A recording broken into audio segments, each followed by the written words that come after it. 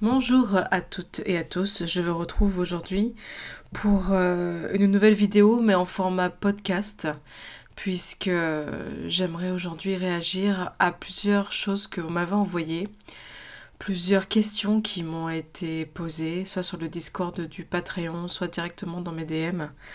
Vous êtes beaucoup à vous demander qu'est-ce qui se passe avec les élections américaines, avec le portail du 11-11, avec ce qui s'est passé à Halloween, avec le portail des éclipses. C'est vrai que vous êtes beaucoup à vous sentir un peu perdu et vous avez besoin peut-être soit d'un avis, soit peut-être d'un point de vue extérieur ou d'arguments qui pourraient apporter quelque chose de plus, un nouveau regard, etc.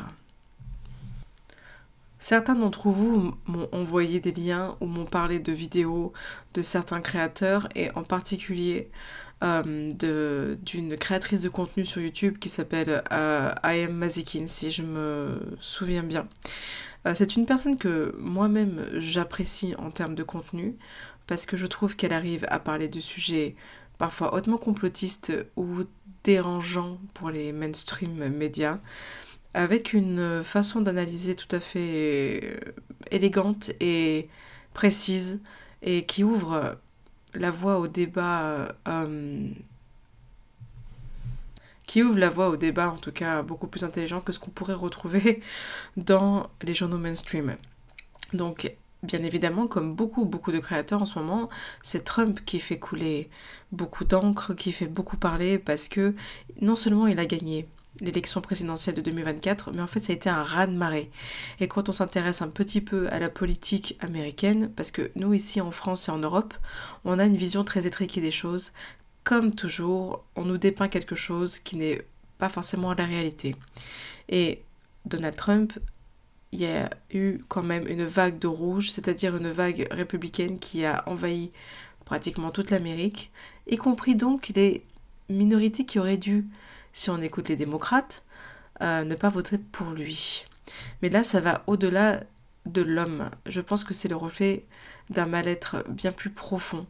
Et je trouve aussi que ça va beaucoup avec ce qu'on ressent au niveau énergétique, parce que vous savez que j'aime bien faire des parallèles scientifiques, psychologiques, sociologiques et énergétiques, parce que nous ne sommes pas que des êtres de chair, mais nous ne sommes pas non plus que des êtres d'énergie. On vit dans un système qui est complexe et il faut apprendre à naviguer avec.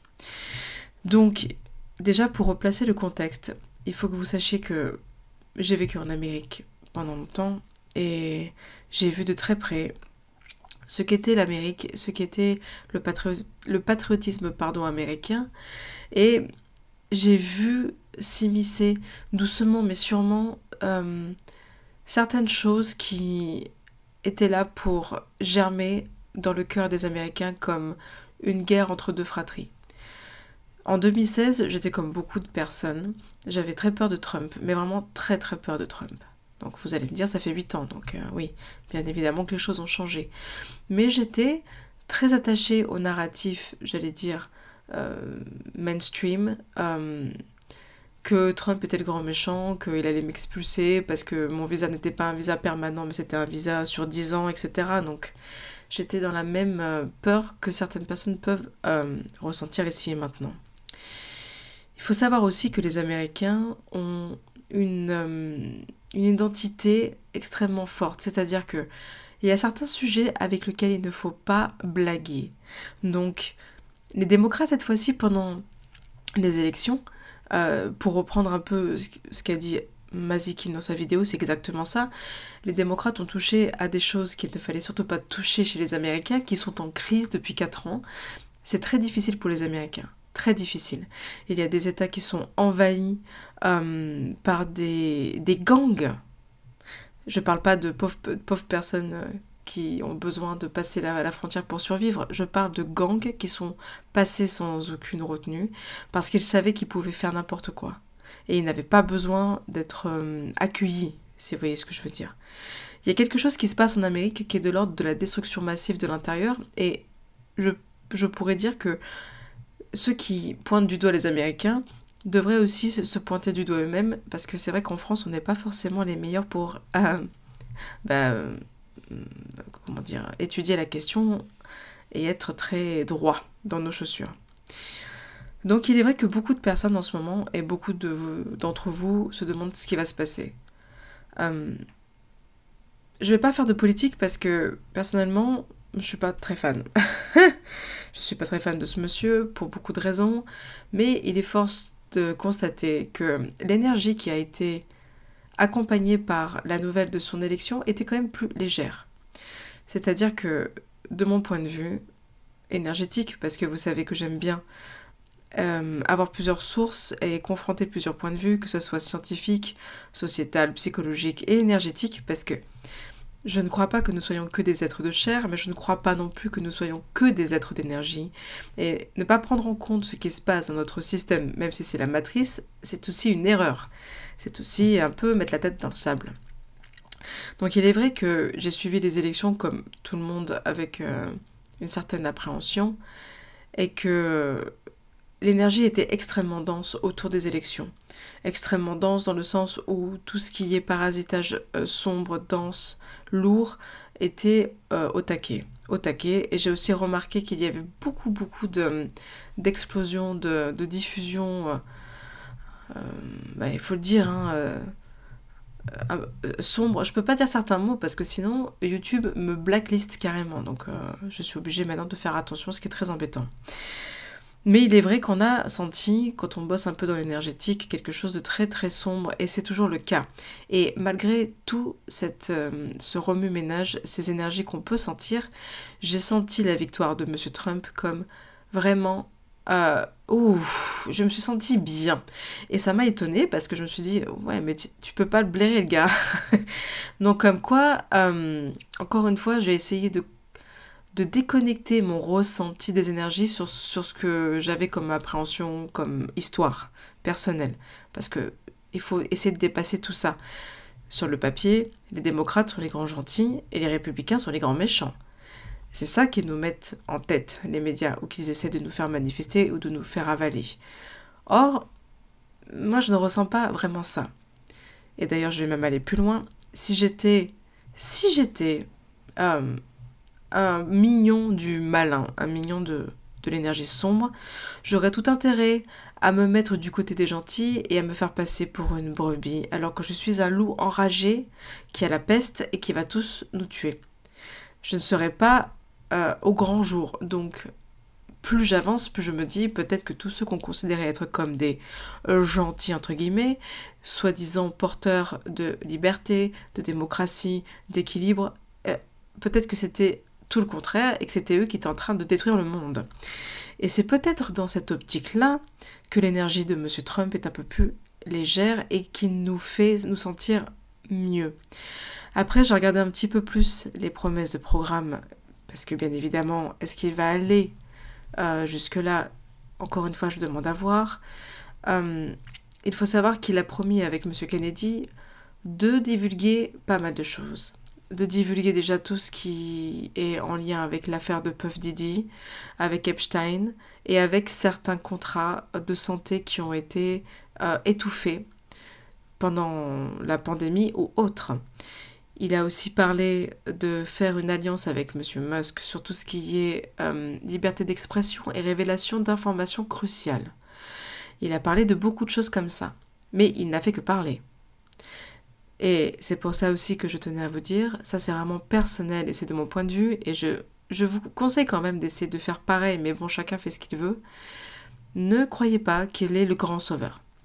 Il n'y a pas de grand sauveur dans cette nouvelle étape énergétique que nous sommes en train de vivre.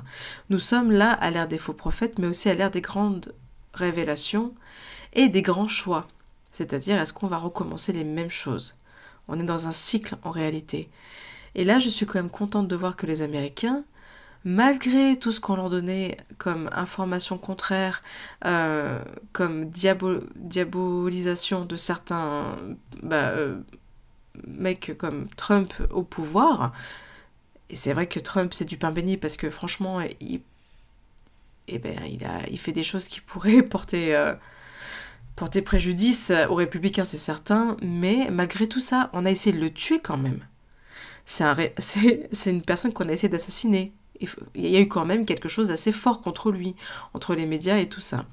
Et nos propres gouvernements, surtout en Europe, qui l'ont bien diabolisé toute cette campagne.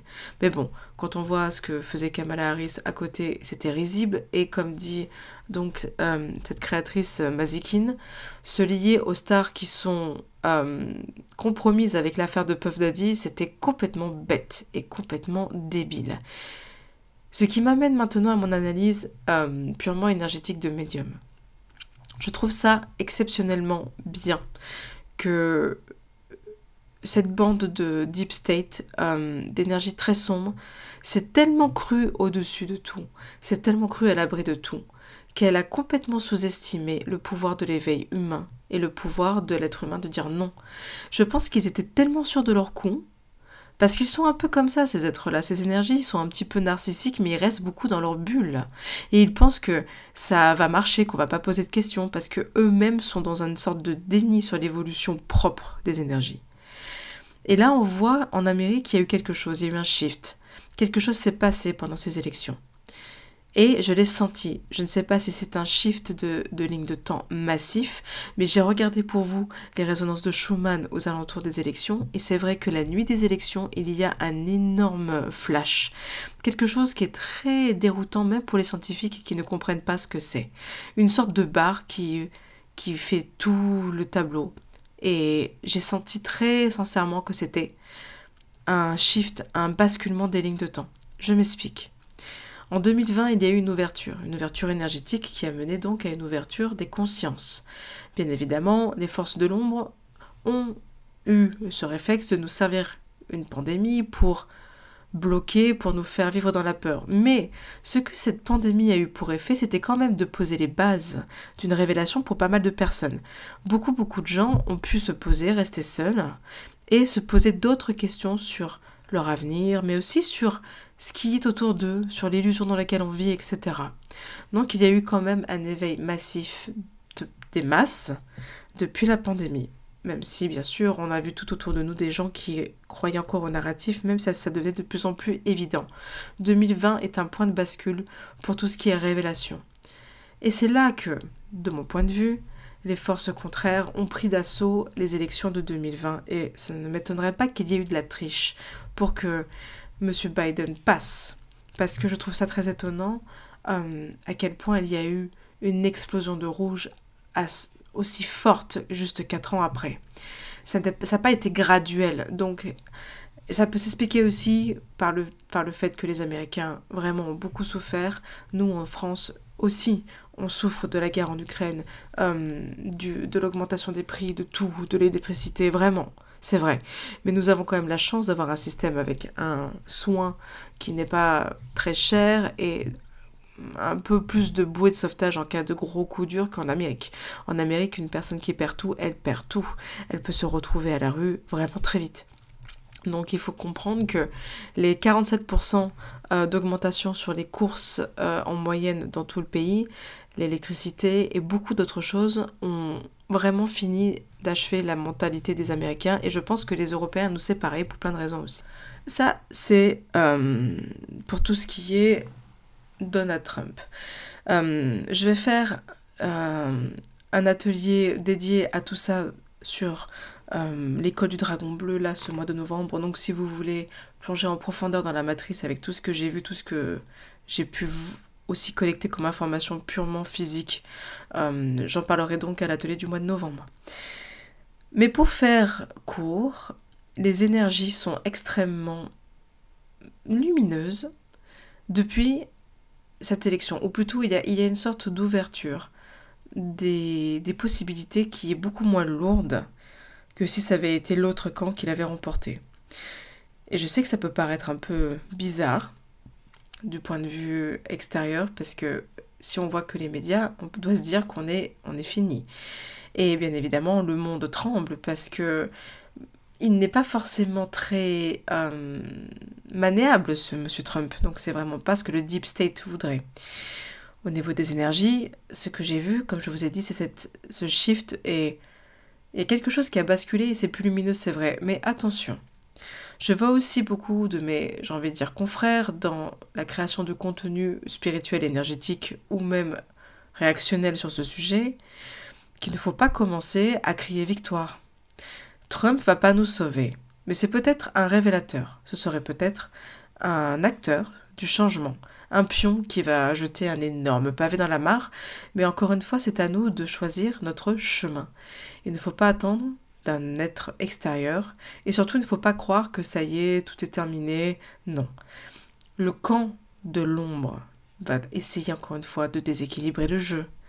On va avoir ce genre de vague, oui, non, peut-être pendant encore un moment ou peut-être pas, ça va dépendre de notre façon à nous de manifester notre vie au quotidien, c'est-à-dire de ne pas prendre part à la division. Là, ici, je parle en français, donc forcément, ce ne seront pas les Américains qui vont m'écouter, mais quand je vois la détresse et la guerre qui se passe entre les deux camps dans le cœur des Américains, et quand je vois la peur, la frustration et la colère que cela engendre, moi, ça ne me fait pas rire. Il y a des personnes qui se moquent de certains démocrates qui ont fait des crises. Bon, après, ils se filment, les mecs, ils se mettent sur TikTok. Ça, je comprends pas, mais moi, ça me fait pas rire de voir ça, ça me fait mal au cœur. Ça me fait mal au cœur de voir des êtres humains en souffrance à ce point-là, parce qu'ils pensent qu'ils vont mourir, qu'ils vont être déportés, et surtout parce qu'on entretient leur peur. Donc, c'est aussi un moyen de voir à quel point leurs outils, c'est la division. Donc, qui utilise l'outil de division n'est pas forcément, un tremplin pour l'équilibre. Personnellement, je pense que ce Trump, il peut vraiment être un révélateur, mais un peu comme une bombe. Et le problème, c'est que c'est un joker, c'est un électron libre, et je ne sais pas du tout dans quel sens il va faire les choses. C'est-à-dire que je ne crois pas qu'il soit le divin élu de la lumière. De toute façon, je n'y crois pas du tout. Je crois que le système est beaucoup plus complexe que ça. Je ne crois pas qu'il y ait que des méchants à 100% et que des gentils à 100%, que tout est amour, namasté, paix et lumière. Non, c'est pas ça. On peut arriver à ce stade, on doit travailler pour arriver à ce stade d'équilibre et d'énergétique. Il ne faut pas être dupe. On a besoin d'avoir des révélations, on a besoin d'en savoir plus sur nos origines, c'est vrai. Mais il ne faut pas commencer à hurler que ça y est, c'est fini, coucou les bisounours, etc. N'oublions pas que même si Trump est peut-être le dernier président des États-Unis, ou peut-être qu'il va faire pire, je n'en sais rien, mais c'est vrai qu'il est plutôt dans la vibe de je vais tout péter, et c'est peut-être ce qu'on a besoin ici et maintenant. Mais c'est pas le sauveur. Le sauveur, c'est les gens, c'est nous tous. Ce sont les Américains qui sont allés au-delà de la propagande médiatique contre Trump pour signaler leur détresse. Car moi, je prends ça aussi comme un signal de détresse pour beaucoup de familles américaines qui se demandent comment elles vont joindre les deux bouts avec 3 boulots à plein temps. Je veux dire, on est arrivé à un stade catastrophique au niveau social en Amérique, et en Europe c'est pareil. Je parle de l'Amérique parce que là c'était les élections américaines, mais nous c'est pareil, hein. Et moi, j'avoue que j'attends un peu avec impatience et un peu avec une petite angoisse, je ne vais pas mentir, les répercussions que ça va avoir sur l'Europe. Car nous, en Europe, et encore une fois, je ne vais pas pouvoir parler comme je veux pour ne pas être censurée, nous n'avons pas forcément aussi les meilleurs atouts au niveau gouvernemental. Nous sommes dans un pays avec une énergie extrêmement sombre, ça a été mis là pour une bonne raison. Je ne sais pas pourquoi la France est aussi forte, mais apparemment il y a quand même des choses qui passent en France, en Allemagne, il y a des lignes de la Terre, il y a des lignes énergétiques qui sont sur la France. Mais nous on a quand même un sacré coco quoi, hein, je veux dire. C'est quand même étonnant que les bien-pensants en France pointent du doigt les Trumpistes, alors que nous en France on a quand même notre lot d'atteinte à la liberté personnelle, de certaines choses qui sont absolument horribles, qui sont en train de se passer dans notre dos, ou pas d'ailleurs. Donc c'est quand même très, très intéressant de voir tout ce remue-ménage. Au niveau énergétique, ça fait partie de la fin du cycle. La plupart d'entre vous me demandent qu'est-ce qui se passe, je fais des rêves, je sais plus où je suis, la colère monte, j'ai l'impression que tout s'effrite. Oui, les énergies là, elles ne font pas semblant. S'il reste une poussière sous le canapé, elle va vous la sortir. S'il reste quelque chose enfoui en vous, vous allez le sentir. Ça va sortir. Il y a quelque chose, la transformation est là. Ce que nous, on peut ressentir au niveau intérieur, c'est ce qui se passe au niveau extérieur. Et le monde doit passer par les révélations, par la stupéfaction, par la vérité qui sera peut-être parfois extrêmement dure à avaler, afin de prendre des décisions pleinement en conscience pour la suite. Après, quelque part, tout le monde se rejoint. Complotiste, pas complotiste, énergéticien, politicien. Il y a quelque chose que tout le monde peut ressentir, c'est le changement, quelque chose qui s'arrête. Et ce changement de paradigme, on peut l'appeler comme on le veut, peut quand même générer de la peur et de la souffrance, car c'est un symptôme du changement. Imaginons notre Terre Gaïa qui se secoue, et nous, les petits micro-organismes qu'elle adore, eh bien on s'accroche à ses poils, comme on peut. Alors que si on fait le travail d'accepter le mouvement, c'est comme être dans un roller coaster qui parfois peut nous faire un peu grincer des dents, mais on sait qu'on est en sécurité. C'est ça l'énergie que j'ai ressentie aussi. Un shift dans le sens où les énergies sont beaucoup plus équilibrées et beaucoup plus enclins au choix personnel avec nous. Alors que l'ombre nous fait croire qu'on a des choix en conscience, or et nous manipule pour exactement manifester ou faire ce qu'il veut. Et les élections américaines ont été un parfait exemple de ça. Et encore une fois, attention, ne crions pas victoire trop vite. Ne crions pas victoire trop vite, restons bien ancrés et surtout continuons de travailler sur nous. C'est nous qui devons apporter la lumière, le bonheur et aussi la force de dire non quand cela ne va pas, malgré la société, malgré les pressions, malgré la famille. Parce qu'en Amérique, il s'était quand même arrivé à un stade où dire qu'on était républicain, alors que c'est un choix politique, devenait une source de colère, voire de dispute ou pire. Donc on est arrivé quand même à un stade où ils ont réussi à nous monter les uns les autres entre guillemets. Et il ne faut pas oublier que la division est un outil extrêmement puissant pour nous faire manifester n'importe quoi et surtout pour nous détourner de ce qui se passe réellement. Ce qui se passe réellement, c'est une perte de contrôle des élites et donc une envie pressante de nous contrôler par la peur car c'est un outil qui donne des résultats rapides. Sauf que cette fois-ci, ça n'a pas pris puisque l'Amérique a dit non. Donc j'espère vraiment qu'au-delà de la stupeur, quand les gens vont se poser et essayer de réfléchir avec leur cœur et avec leur âme, et un peu aussi avec leur cerveau, au-delà de la propagande, ils vont bien se rendre compte que quelque chose clochait de toute manière depuis 4 ans. Donc voilà, c'était ce que je voulais vous dire, vous partager. Je vous remercie infiniment d'être avec moi. Je vous invite à vous abonner à ma chaîne si vous ne l'avez pas encore déjà fait et à partager ce podcast, cette vidéo. Et je vous donne rendez-vous la semaine prochaine et sur Patreon pour aller plus loin sur le sujet. Au revoir à tous et merci. Prenez soin de vous.